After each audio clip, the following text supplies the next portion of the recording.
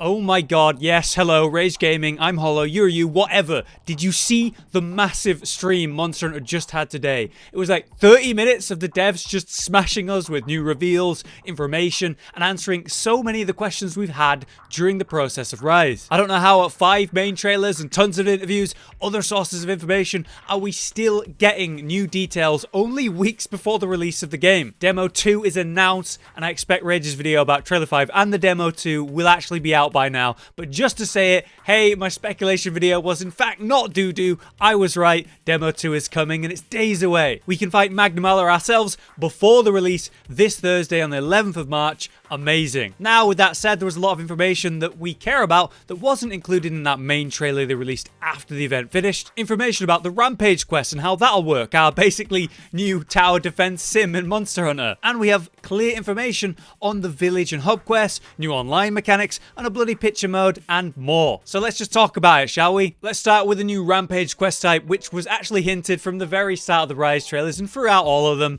but now we have had it explained how it's actually going to work, and it's kind of like a tower defense sim. Defined as waves of monsters that we're going to defend against, these are meant to be hunts on a new scale that we've never seen before. Each rampage will be led by what is known as a major threat and will end when we defeat that, which of course involves the apex monsters that we've had teased, but major threats don't always seem to be specifically apex monsters, but could be massive versions that are way stronger than your standard monster. This was shown with this absolute unit of an Izuchi. The place we will have these fights is the Stronghold, built after the rampage that occurred 50 years ago in an effort to prevent that from happening again. It was built as a place to hold off future rampage events, and that's where we come in. Just like a tower defense game, there is actually going to be a prep phase before the combat actually begins, and in this time we're able to use the hunting installations to set up our preferred defense. These can actually be placed in a lot of locations and come in 3 main types. There's the man types, which we know from World, like the ballistae and the cannons, which require a player to use for any effect. There's the auto types, which activate automatically when a monster is nearby to it. We were shown this with the Defender ballistae. And lastly, the limited supply type, which we can only set up in a certain number, and our perfect example of that was shown as the Hinoa and Minato, the 2 quest givers who will show up and actually help us fight. Apparently they're incredibly strong, so I can't wait to see them in action. It's funny though, the idea of bringing in the big guns, and instead of firing a Dragonator, which we still have, we're going to send in these 2 quest givers instead. Apparently they fight in perfect sync, so I'm looking forward to seeing how that works. As we repel the monsters, we're going to increase the level of the stronghold, and as that level goes up, we get to place more and more and new hunting installations. This really is a tower defense game, and this is how we unlock the machine cannon that we saw absolutely destroy some monsters with. But like I said, there's still the extremely powerful installations like the Dragonator that we've seen in the trailers to rely on, or the splitting Wyvern shot. These are the kind that can be used multiple times, but do have a really long charge up time as before, so use them wisely. Now, since there's a lot of siege weapons involved in this quest, our hunters have a new way to receive huge damage buffs at specific times to make us relevant in the fight. This is called the counter signal, and once activated, the hunters gain a huge increase to their attack damage. That would be the ideal time to get in there and fight directly, rather than relying on the many siege weapons around the stronghold. The signal will automatically activate during the rampage, but we can actually manually activate it by using the counter gong if we've got that deployed. And finally, some information about the apex monsters was also revealed. These are stronger than regular monsters as we knew, and the biggest threat of all when it comes to the rampage. Eternally possessed by wrath and terror, likely due to the many wounds they'll have all over their body, these things are very strong. There's a nice flavor to the apex monster concept, but mostly I'm looking forward to seeing other versions of apex monsters, and hopefully we see that soon. Alright, so with the rampage section out of the way, let's now talk about a lot of the good news about quests, online mechanics, the picture mode, and other goodies. Starting with the new village and hub quest details. Confirmed today, the village quests are still single player only. This was a point of uncertainty in the community because for the first time we can actually play multiplayer around the whole village, not just the gathering hub. While the hub quests continue to work as they did before, you can take them on solo or play in multiplayer, but with new important scaling to every hub quest. The village quest will be handled by Hinoa, the quest maiden, while the hub quests will be handled by Minato, the hub maiden. There's a simple but important separation between the two as they are twins. But like I mentioned, we have that new scaling system, which will finally apply to the hub quests. One of the worst things about the old games for me was how whenever I'd do a hub quest, I'd be fighting a multiplayer scaled monster while solo, and that was rough. Now we have the unique scaling based on 4 levels of difficulty for every hub quest. Shown with this nice chart, we can see that the monster's difficulty adapts based on how many players are currently in quest.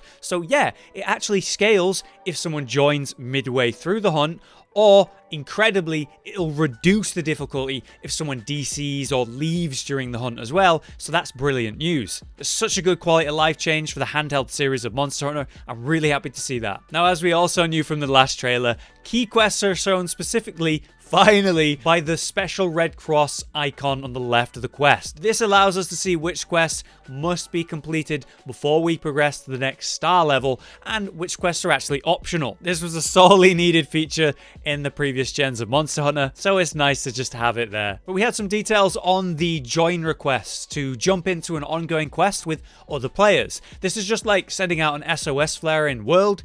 You just send out a join request while mid-hunt, and then that'll let people join in as you're going. What matters here though is the new helper reward system. This means players who join lower ranked hunters and help them complete quests, maybe ones that you've already done, you'll get an extra reward of some kind, giving us extra incentive to help out others, which is really nice. We also had details on the Hunter Connect feature, letting us set up optional tags, allowing us to match with a more filtered selection of other players. Just as before in World, we could have a description of the lobby's plans, with planned times of play, an auto-invite system, and a name for your Connect itself. So if you're looking for other players online who have the same goals as you, then this system should be better than before, something I've been using in World myself recently, but now it's a bit more improved in Rise. With this online play in mind, we have a new like system as well, like a personal review. Whenever you complete a multiplayer hunt, you now have the option to send likes to other players before you return to the village. If 2 players send each other a like,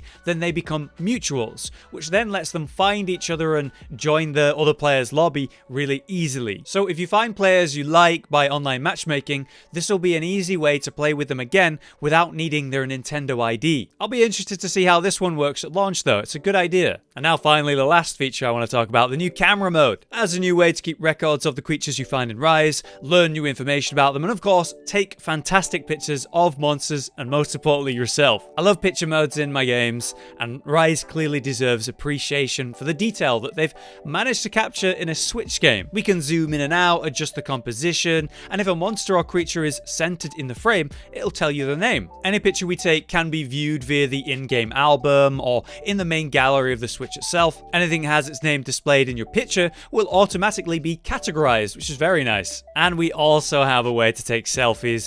Very important, right? If we have the pet the Kahoot, which you better all have, it'll actually help you take the pictures by holding the camera for you. Here we have various pose sets and gestures to use, which is great. All of this is absolutely wonderful though. So many important and great quality of life improvements, and finally some real details about the Rampage quests. I really like the idea that it's a tower defense style of game, and I do really hope that it works well in play. Personally, I've never been a fan of siege style hunts, but this could be the first one I really get into, thanks to the genuine depth they've got going on here. What do you think about all of this? I'm looking forward to seeing the reaction. Next, I plan to check out the new Switch skills, so I'll see you for that video. But until then, I've been Hollow, you've been you, and I'll see you next time. Josh, Cotton, and Hollow with the videos, dropping the humor like a hammer on your tippy toes, bringing entertainment on a daily arrangement to take our insanity and turn it into entertainment. Yes, I said entertainment twice, to reiterate that it is nice to look into your faces on a mostly daily basis when you let us in your homes to make the whole world a stage. Goodbye.